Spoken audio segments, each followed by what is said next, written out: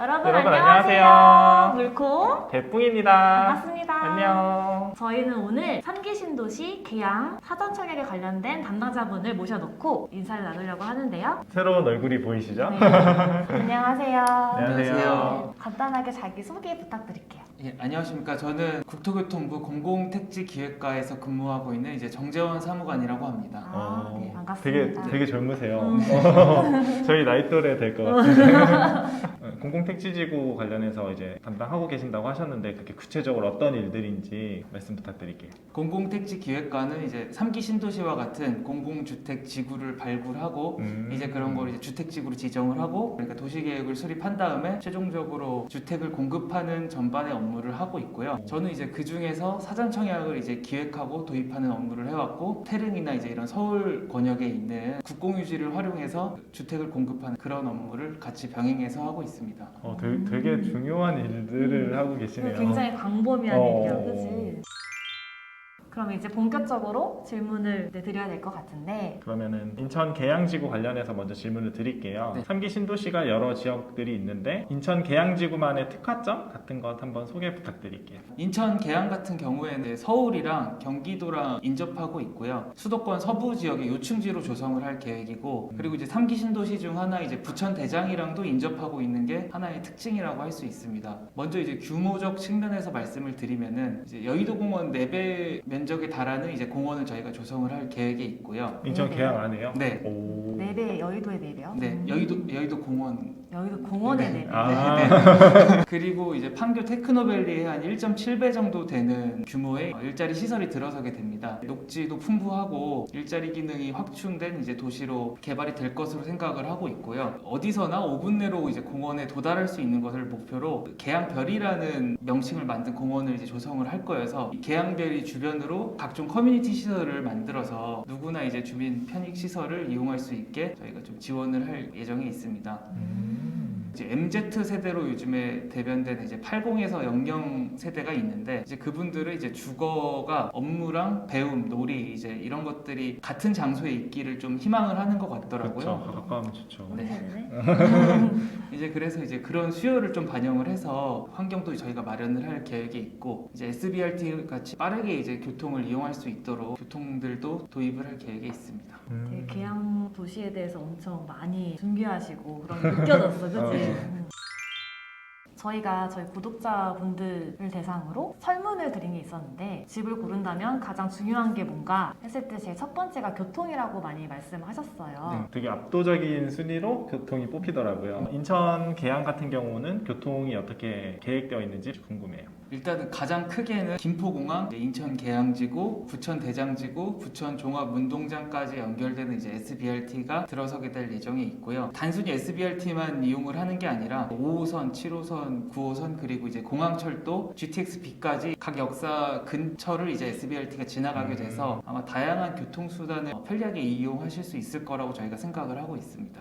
그럼 여기서 궁금한 게 네. 있는데 SBRT는 정확히 뭘까요? 기존에 버스를 타실 때는 이제 정시에 도착하고 이제 이런 게 좀 잘 안 맞춰졌었고 지하철 같은 경우에는 이제 이런 정시성이 확실하게 확보가 된다고 생각을 하시는데 이제 이거 사이에 있는 게 이제 SBRT라고 생각을 하시면 돼요. SBRT를 통해서 정시에 도착할 수 있도록 좀 시스템적으로 이게 관리가 된다. 이제 이렇게 생각을 해주시면 될 것 같습니다. 네. 기대해 볼만 하겠네요.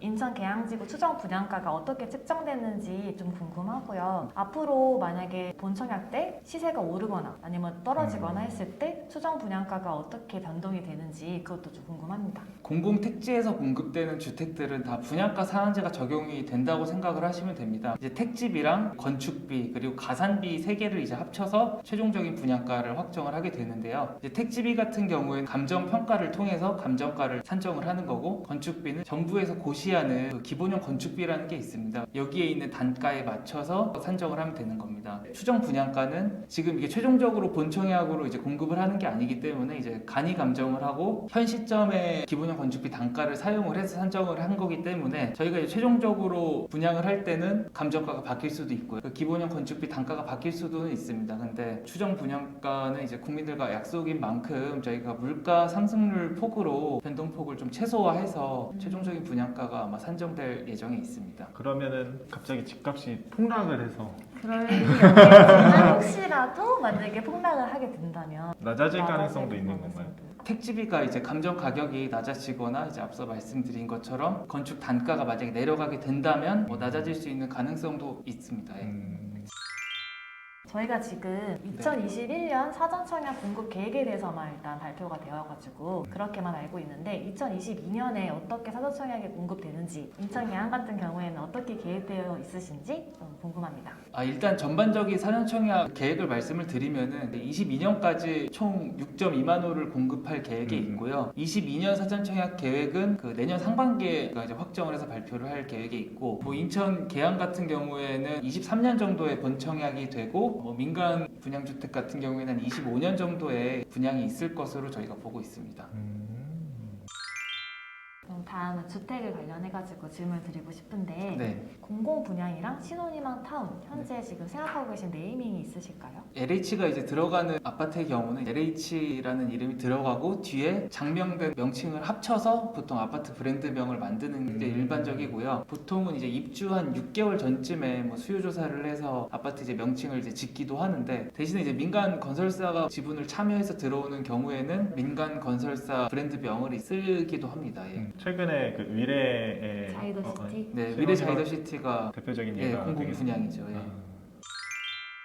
저희가 3기 신도시나 사전청약 사이트 보면은 정보가 잘 나와 있긴 한데 네. 평면도도 그렇고 실제로 혹시 모델하우스나 이런 걸 만드실 계획이 있다든지 볼 수가 있을지. 아쉽게도 이번 사전 청약할 때는 모델하우스를 보여드리기는 좀 어렵고요. 왜냐하면은 구체적인 마감이나 뭐 설계나 이제 이런 것들이 다 확정이 돼야지 이제 모델하우스를 만들고 보여드릴 수가 있는데, 그런 단계 전에 공급을 하는 거기 때문에 계략적인 평면도나 이제 이런 것들은 공고문이나 아니면 사전청약.kr에 일부 나와 있는 것으로 알고 있습니다. 그러면은 공고문과 사전청약 사이트에 나와 있는 평면도의 뭐 구조나 이런 네. 것들이 일부 변경될 수도 있겠네요. 실제 본청약 때. 네, 일부 변경은 될 수 있습니다. 그럼 모델하우스는 본청약 때쯤이면은 볼 수 있겠네요. 네, 그렇죠.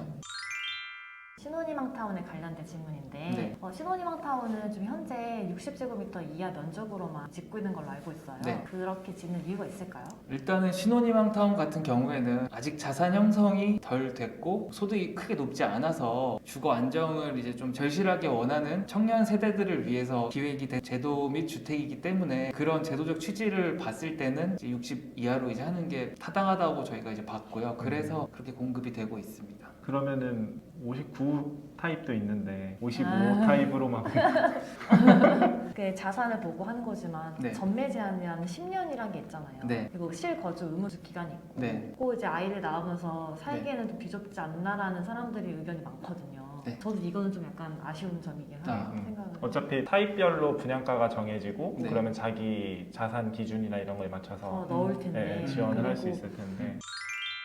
그러면 이제 직접 담당하셨던 네. 사전청약 관련해서 네. 여쭤볼게요. 저희 커뮤니티 쪽으로도 많은 질문이 들어왔던 부분인데 다음 주면은 사전청약에 실제 지원을 해야 되니까 사전청약은 어떤 제도인지 간단한 자격 요건? 물론 사이트에 잘 나와 있긴 하지만 그냥 간단하게 얘기해 주실 수 있으면 해주시면 좋을 것 같아요. 산청약 제도를 이제 말씀드리기 전에 주택이 어떻게 공급되는지 조금 절차를 먼저 말씀을 드릴게요. 그래서 보통 공공주택 지구를 지정을 하고 그리고 이제 지구 계획을 수립하고 착공에 들어갑니다. 그래서 이제 공사를 할 때 보통 그때 분양을 하는데 사전청약 제도는 지구 계획이 확정된 단계에서 공급을 하는 게 사전청약 제도라고 생각을 하시면 되고요. 보통 한 1에서 2년 정도 좀 더 먼저 공급이 되는 제도라고 생각을 하면 됩니다. 사전청약 요건은 엄청 복잡해서 다 설명드리기는 어려운데 기본적으로 좀 설명을 드리면은 사전청약 공고일 시점을 기준으로 보통 일반적인 청약과 동일한 기준을 적용을 해서 그 자격에 맞는지 안 맞는지 이거를 본다고 생각을 하시면 되고요. 이제 본청약에 가서는 이제 무주택을 대신 유지는 하고 계셔야 되고, 그리고 저희 의무 거주 기간이 있는데 의무 거주 기간까지 채워야지만 최종적으로 확정이 됩니다.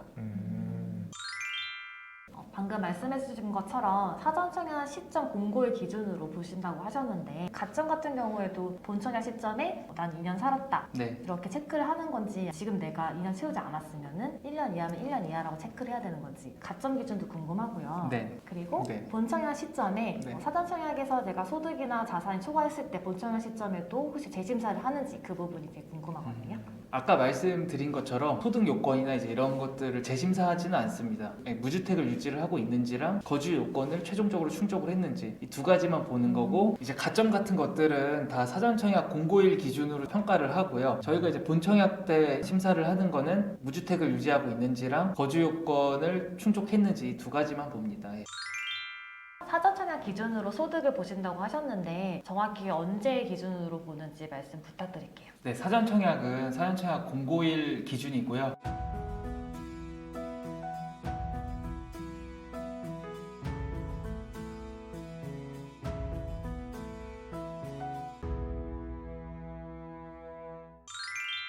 같은 공고에 특공이랑 일반 공급도 같이 지원이 가능한지 궁금합니다. 같은 단지에서 특공을 넣으신 다음에 일반 공급을 넣으실 수는 있고요. 이제 다른 단지를 중복해서 넣으실 수는 없습니다. 근데 사전청약에서 특공을 넣고 당첨이 됐을 경우에는 다른 본청약이나 이런 건 특공을 넣을 수 있는 거죠? 네, 그러니까 사전청약에서 특공이 당첨이 된다고 특공을 넣는 그 효력이 없어지는 게 아니라 최종 본청약 시점에 그 입주 여부가 확정됐을 때 그 효력을 쓴다고 생각을 하시면 됩니다. 그 사전청약에서 당첨된 거는 청약통장이나 특공이 사라지지 않는다는 말씀이신 거네요? 예, 맞습니다.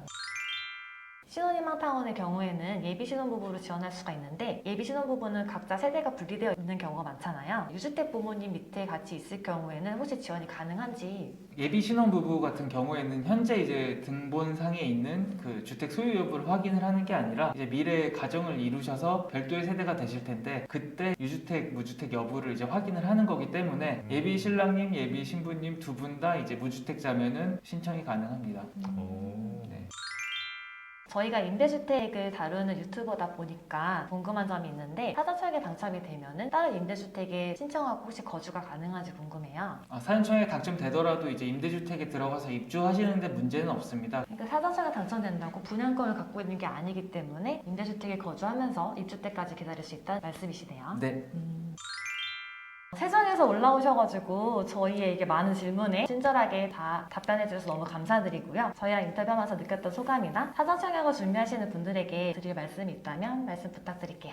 일단 이런 자리를 마련해 주셔서 너무 제가 오히려 감사드리고요. 앞으로도 이런 기회가 더 많았으면 좋겠다는 생각을 합니다. 사전청약을 기다리시는 분이 굉장히 많은 것으로 알고 있습니다. 제 주변 친구들도 많이 기다리고 있는 걸로 연락이 오고 있고요. 그래서 기다리는 만큼 궁금한 점도 많아서 저희 쪽으로 전화를 주시거나 아니면 신문고를 통해서 물어보시는 분들이 많은데 일단 가장 자세하고 가장 구체적으로 나와 있는 공고문을 확인하시는 게 가장 확실합니다. 공고문을 확인해 주시기를 좀 부탁드리고요. 그리고 청약 준비하시는 분들 모두 좋은 결과가 있기를 기대하겠습니다. 좋은 말씀. 맞아. 우리도 꼭 돼야지, 그치? 그치. 지금까지 이렇게 시간 내주셔서 답변해주셔서 너무 감사드리고요. 혹시라도 더 궁금하신 분들이 있으시면 저희 댓글에 남겨주시면 저희가 열심히 찾아서 답변 드리도록 하겠습니다. 그럼 인터뷰는 여기서 마무리하도록 하고요. 저희는 여기서 인사드리겠습니다. 그럼 여러분 안녕. 마지막 마무리. 네, 지금까지 되게 힘든 인터뷰가 이어졌는데요. 일단 이런 자리를 죄송해요. 목이 쉬어가지고 그냥 죄송해요.